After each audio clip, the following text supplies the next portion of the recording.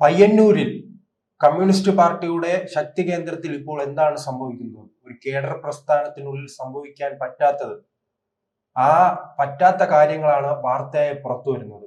മറ്റൊരു ഒഞ്ചിയമായാണോ പയ്യന്നൂർ മാറുന്നത്? സംസ്ഥാനത്ത് CPM അല്ലാത്തൊരു പ്രതിസന്ധി നേരിട്ടുകൊണ്ടിരിക്കുന്ന സമയമാണ്. പ്രത്യേകിച്ച് നിയമസഭാ തെരഞ്ഞെടുപ്പ് അടുത്ത് നിൽക്കുന്ന സാഹചര്യത്തിൽ പാർട്ടിക്കുള്ളിൽ നിന്ന് പാർട്ടിയുടെ ഉന്നത സ്ഥാനീയ നേതാക്കൾ തന്നെ പാർട്ടിക്കെതിരെ വളരെ ഗുരുതരമായ ആരോപണങ്ങൾ ഉന്നയിക്കുക. പക്ഷേ ഇത് ആദ്യമായിട്ടൊന്നുമില്ല. കേരളത്തിൻ്റെ CPM ചരിത്രത്തിൽ MP രാഘവൻ മുതൽ ഗൗരിയമ്മ മുതൽ ധാരാളം നേതാക്കൾ പാർട്ടിക്കെതിരെ ആരോപണം ഉന്നയിച്ച് പിന്നെ അവർ പാർട്ടി നടപടി സ്വീകരിച്ച് പുറത്തു പോയിട്ടുണ്ട്. അത് പ്രമുഖരായ നേതാക്കളാണ്, വളരെ പ്രമുഖരായ നേതാക്കളാണ്. അതുകൂടാതെ ഈ ഏരിയ കമ്മിറ്റി, ലോക്കൽ കമ്മിറ്റി ലെവലിലും ജില്ലാ കമ്മിറ്റി ലെവലിലും ധാരാളം ഇതുപോലുള്ള സത്യം വിളിച്ചു പറഞ്ഞ പാർട്ടി സഹാക്കളെ നിഷ്കരണം പാർട്ടി പുറത്താക്കിയിട്ടുണ്ട്. അപ്പോൾ അത്രയും കാലം പാർട്ടിക്ക് സേവനം എന്ന് അവർക്ക് ഒരു വിഷയമേ അല്ല. ഒരു സുപ്രഭാതത്തിൽ ഒറ്റുകാരൻ എന്ന പേര് കൊടുത്ത് കുലംകുത്തി അല്ലെങ്കിൽ കുലംകുത്തി എന്നുള്ള പേര് കൊടുത്ത് ഇദ്ദേഹത്തെ പുറത്താക്കുകയാണ് ചെയ്തത്. എന്താ കാരണം? ഈ തട്ടിപ്പ് വെട്ടിപ്പോന്ന വഴിയിൽ അറിയരുത്. ഇപ്പോൾ ഏറ്റവും പുതുതായിട്ട് പാർട്ടിയെ പിടിച്ചുകൊണ്ടിരിക്കുന്ന ഒരു വിഷയം എന്ന് പറയുന്നത് രക്തസാക്ഷി ഫണ്ട് പിരിച്ചിട്ട് അതിൽ നിന്നും പണം കൈയിട്ട് വാരി കുട്ടടിച്ച ഒരു MLA-ക്കെതിരെയാണ് കുഞ്ഞിക്കണ്ണൻ എന്ന് പറയുന്ന സീനിയർ പാർട്ടി നേതാവ് കണ്ണൂരിലെ അദ്ദേഹം ഒരു ആരോപണം ഉന്നയിച്ചു. അപ്പോൾ സ്വാഭാവികമായിട്ടും ഒരു ആരോപണം വരുമ്പോൾ പാർട്ടി അത് അന്വേഷിക്കേണ്ടതാണ്. പക്ഷെ ഇവിടെ സംഭവിച്ച നേരെ തിരിച്ചാണ്. പാർട്ടി പറയുന്നു ഞങ്ങളതൊക്കെ നേരത്തെ തന്നെ അന്വേഷിച്ചതാണ്, അതിൽ തെറ്റൊന്നുമില്ല. പക്ഷെ ഇപ്പോൾ കുഞ്ഞിക്കണ്ണൻ ചെയ്യുന്നത് ഈ ഒറ്റുകാരുടെ വാളായി അദ്ദേഹം മാറുന്നു. അത് പാർട്ടിയെ നശിപ്പിക്കാനുള്ള ഒരു ശ്രമത്തിന്റെ ഭാഗമാണ്. അതുകൊണ്ട് അദ്ദേഹത്തെ നമ്മൾ പാർട്ടിയിൽ നിന്ന് പുറത്താക്കുന്നു എന്നാണ്. പക്ഷെ ഇവിടെ മനസ്സിലാക്കേണ്ട ഒരു കാര്യം, CPM എന്ന് പറയുന്ന എല്ലാ കാലത്തും തൊഴിലാളികളെ രക്തസാക്ഷികളെ ആശ്രയിച്ചു പോകുന്ന ഒരു പ്രസ്ഥാനം. വോട്ടിന് വേണ്ടി തൊഴിലാളികളെയും പണത്തിന് വേണ്ടി രക്തസാക്ഷികളെ ഉണ്ടാക്കുന്ന ഒരു പാർട്ടിയാണ് CPM. അപ്പോൾ ഈ ധൻരാജ് എന്ന് പറയുന്ന ഇപ്പോൾ ഈ രക്തസാക്ഷി ഫണ്ടുമായിട്ട് ബന്ധപ്പെട്ട് വന്ന കൊല ചെയ്യപ്പെട്ട ധൻരാജ് എന്ന് പറയുന്ന സഖാവ് ഒരു മാപ്പ് സാക്ഷിയായി മാറാൻ തീരുമാനിച്ചിരുന്ന ഒരു വ്യക്തിയാണ്. അദ്ദേഹത്തിന് CPM തന്നെ കൊട്ടേഷൻ കൊടുത്ത് കൊന്നു എന്നാണ് ആരോപണം. ഏതാണ്ട് സമാനമായ കേസ് മുമ്പ് അഭിമന്യുവിൻ്റെ കാര്യത്തിൽ ഉണ്ടായിട്ടുണ്ട്. എറണാകുളം മഹാരാജ് കോളേജിൽ അഭിമന്യു ഹിന്ദു അനുകൂലമായി അല്ലെങ്കിൽ അമിതമായ ഇസ്ലാമികവൽക്കരണം SFIക്ക് നടക്കുന്നു എന്ന് കണ്ട് തിരിച്ചറിഞ്ഞ് അത് കൂടെയുള്ളവരോട് പറഞ്ഞതിൻ്റെ പ്രതികാരം കാരണം ഇവർക്ക് തന്നെ കൊട്ടേഷൻ കൊടുത്തു. ആർക്ക്? SDPIക്കാർക്ക് തന്നെ CPM തന്നെ കൊട്ടേഷൻ. അങ്ങനെയാണ് അവരുടെ സ്റ്റുഡൻറ് വിങ്ങായ ക്യാമ്പസ് ഫണ്ടിനെ ഉപയോഗിച്ച് ആ പാവം പയ്യനെ നിഷ്കരണം വെട്ടി കൊലപ്പെടുത്തി. എന്നിട്ട് അന്ന് നടത്തിയൊരു രക്തസാക്ഷി ഫണ്ട് വരും, ഏതാണ്ട് 3.5 കോടിയിലേറെ രൂപ അന്ന് പിരിച്ചിരുന്നു. അതിൻ്റെ 25% പോലും ഈ രക്തസാക്ഷിയായ അഭിമന്യന്റെ കുടുംബത്തിലേക്ക് ചെന്നിട്ടില്ല. ഒരു വീട് വെച്ചു കൊടുത്തു, 10 സെന്റിനകത്ത് ഒരു വീട് വെച്ചു കൊടുത്തു.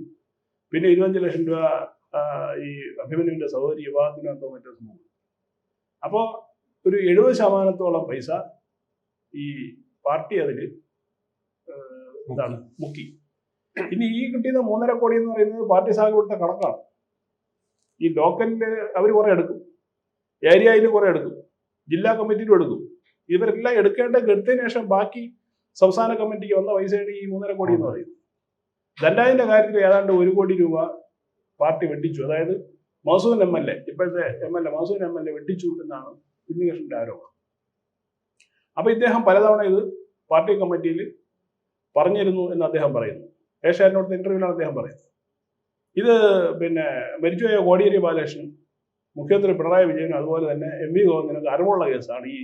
ഞാനിത് പാർട്ടി ഘടകത്തിൽ ഉന്നയിച്ചതും നടപടി ഉണ്ടാവാത്തതും അവർക്ക് അറിയുന്ന കാര്യമാണ്, പുതിയ കാര്യമല്ല. പക്ഷെ നടപടി ഉണ്ടാവാത്തതിൽ, ഇത്രയും കാലമായിട്ട് നടപടി ഉണ്ടാവാത്തതിലുള്ള വിഷമം കൊണ്ടാണ് എനിക്കിപ്പോൾ പൊതുസമൂഹത്തിൽ വിളിച്ചു പറയേണ്ടി വന്നത് എന്ന് ഒരു സഖാവ് പറയുമ്പോൾ CPM സഖാക്കളുടെ ഉള്ളിൽ മനുഷ്യത്വമുള്ളവരുണ്ട് എന്നാണ് കുഞ്ഞിക്കണ്ണന്റെ തുറന്നുപറച്ചിൽ കൂടി നമുക്ക് കാണാൻ കഴിയും. അല്ല, ഇത് പണ്ട് നാം കണ്ടത് ഒഞ്ചിയത്തായിരുന്നു. അന്ന് ഇത്തരത്തിൽ പാർട്ടിയിൽ ഉണ്ടാകുന്ന തെറ്റുകൾ ചൂണ്ടിക്കാണിച്ച ടി.പിയുടെ അവസ്ഥ കേരളത്തിലെ പൊതുസമൂഹത്തിന് മുന്നിലുണ്ട്. ഒരു അത്തരത്തിലൊരു നീക്കത്തിലേക്ക് ഇപ്പോൾ CPM പോകുമോ? ഇന്നലെ തന്നെ ഈ നേതാവ്, ഈ വിമർശനം ഉന്നയിച്ച നേതാവിന് അനുകൂലമായി പ്രകടനം നടത്തിയ ഒരു CPM പ്രവർത്തകന്റെ ബൈക്ക് കത്തിച്ചു. അങ്ങനെ വലിയ ആക്രമണത്തിലേക്ക് CPM കടക്കുകയാണ്. ഇതൊരു സന്ദേശമാണോ? അല്ല, CPMനെ സംബന്ധിച്ചിട്ട് ഇപ്പോൾ ഒഞ്ചിയത്തിന്റെ കേസ് പറഞ്ഞു. ഒഞ്ചിയത്ത് DP ചന്ദ്രശേഖരൻ കൊല്ലപ്പെടുന്നത് വേറൊരു സാഹചര്യത്തിലാണ്. ഇതുപോലെ പണം മോഷ്ടിച്ച കാര്യത്തിലല്ല. പാർട്ടിക്ക് മേലെ വളരുന്നു എന്നുള്ള ഒരു പാർട്ടിയുടെ ഒരു കണ്ടെത്തൽ കൊണ്ടാണ് അയാൾ നാളെ നമുക്കൊരു ഭീഷണിയാവും, വലിയ ജനകീയനായ നേതാവാണ്, പാർട്ടിയുടെ ലൈനിൽ വെളിയിൽ പോകാൻ സാധ്യത ഉണ്ട് എന്നൊക്കെയുള്ള ഭീതി കാരണമാണെന്ന് DPയെ ഇവർ നിഷ്കരണം കൊലപ്പെടുന്നത്. പക്ഷെ ഇത് അതല്ലല്ലോ. നിങ്ങളുടെ ഒരു പ്രവർത്തകൻ കൊല ചെയ്യപ്പെടും എതിർപക്ഷക്കാരുടെ കൈകൊണ്ട്. എന്നിട്ട് അയാളുടെ കുടുംബത്തെ സഹായിക്കാന്നുള്ള പേര് നിങ്ങൾ രക്താശ കൊണ്ട് പിരിക്കുന്നു. കൊള്ളാം, വളരെ മനുഷ്യത്വപരമായ ഒരു സമീപനമാണ്. അപ്പോൾ പിരിക്കുന്ന ഫണ്ട് എന്ത് ചെയ്യണം? നിങ്ങളുടെ വട്ടത്തിലവൻ്റെ കാശ് പോയിട്ട് ബാക്കി അത് കുടുംബത്തിനല്ലേ ഏൽപ്പിക്കുന്നത്. ഇവർ ചെയ്യുന്നത് എന്താണ്? ഇവർ ചെറിയ തുക കുടുംബത്തിനെ ഏൽപ്പിച്ചിട്ട് ബാക്കി ഈ സാവിൻ്റെ പേരിൽ വസ്തു വാങ്ങിക്കുക, അവിടെ ഒരു കെട്ടിടം കെട്ടുക, പിന്നീട് അത് വാടകയ്ക്ക് കൊടുക്കുക, ഇതിൻ്റെ വരുമാനം എടുക്കുക. അതുകൊണ്ടാണ് നമ്മൾ പറയുന്നത് CPM എന്ന് പറയുന്നത് ഏറ്റവും വലിയ ബൂർഷ്വാ പാർട്ടിയാണ് കേരളത്തിൽ. കോടിക്കണക്കിന് രൂപയുടെ വസ്തുവും കെട്ടിടങ്ങളാണ് അവർക്കുള്ളത്. രക്തസാക്ഷി ഫണ്ട് പിരിക്കുമ്പോൾ ആ ഫണ്ട് ഉപയോഗിച്ച് എന്തിനാണ് ഈ കെട്ടിടങ്ങൾ ഉണ്ടാക്കുന്നത്?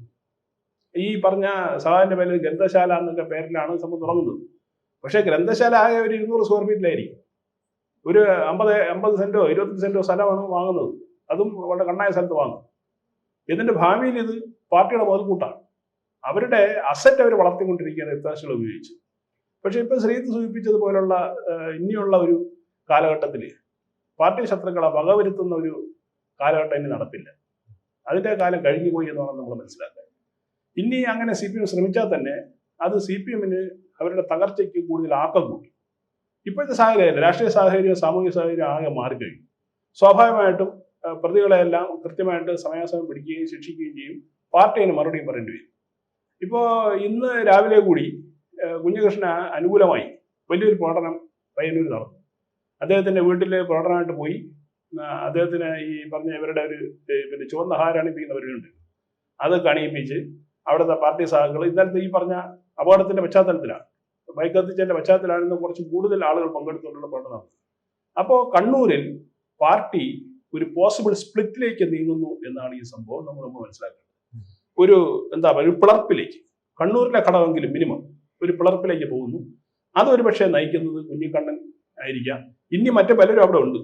ഇതുപോലെ നേരത്തെ പുറത്താക്കപ്പെട്ടവരോ അല്ലെങ്കിൽ അപമാനിതരായി വെളിയിൽ പോയവരോ കൊണ്ട് കണ്ണൂരിൽ ധാരാളം പേരുണ്ട്. അത്തരക്കാര് കുഞ്ഞികൃഷ്ണന്റെ പിന്നിൽ അണിനിരക്കുകയും CPMന് ഒരു ഒരു പ്രതിരോധം ഉണ്ടാക്കുകയും ചെയ്തു കഴിഞ്ഞാൽ അത് CPMന് താങ്ങാൻ പറ്റാത്ത രീതിയിലേക്ക് പോകും എന്നാണ് ഞാൻ മനസ്സിലാക്കുന്നത്. ഇപ്പൊ തെരഞ്ഞെടുപ്പ് നാം പരിശോധിച്ചാൽ തന്നെ നമുക്ക് മനസ്സിലാവും, ഈ പ്രധാനപ്പെട്ട CPMന്റെ കണ്ണൂർ ഉൾപ്പെടെയുള്ള ശക്തി കേന്ദ്രങ്ങളിൽ വലിയ രീതിയിൽ വോട്ട് ചോർച്ച ഉണ്ടാവുകയാണ്. ഇതെല്ലാം ഈ പശ്ചാത്തലത്തിൽ നാം എങ്ങനെ നോക്കിക്കാണണം? അല്ല, വോട്ട് ചോർച്ചയുടെ കാരണം എന്താ?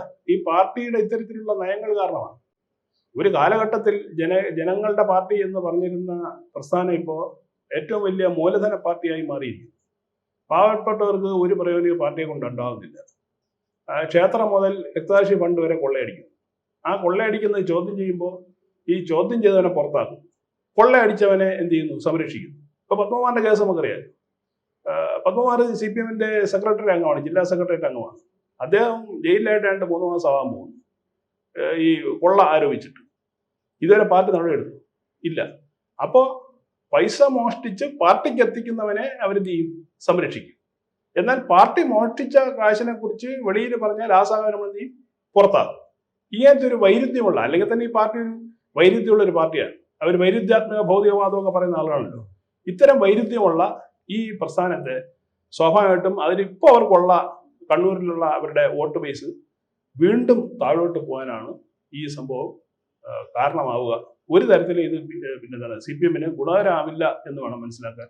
അതോടൊപ്പം CPMന് വേണ്ടി പ്രവർത്തിക്കുകയും വോട്ട് ചെയ്യുന്നവരും കൂടി മനസ്സിലാക്കണം, നിങ്ങൾക്ക് മനുഷ്യത്വപരമായിട്ടോ അല്ലെങ്കിൽ സത്യം പറഞ്ഞോ ആ പാർട്ടിക്ക് നിൽക്കാൻ കഴിയില്ല. അങ്ങനെയാണെങ്കിൽ നിങ്ങൾ എന്ത് ചെയ്യും? ഈ പറഞ്ഞാൽ ശിക്ഷിക്കപ്പെടും. ഒന്നീ പാർട്ടിയിൽ നിന്ന് പുറത്ത് പോകും, അല്ലെങ്കിൽ ഇവരെല്ലാം കൂടെ തല്ലും. ഇതാണ്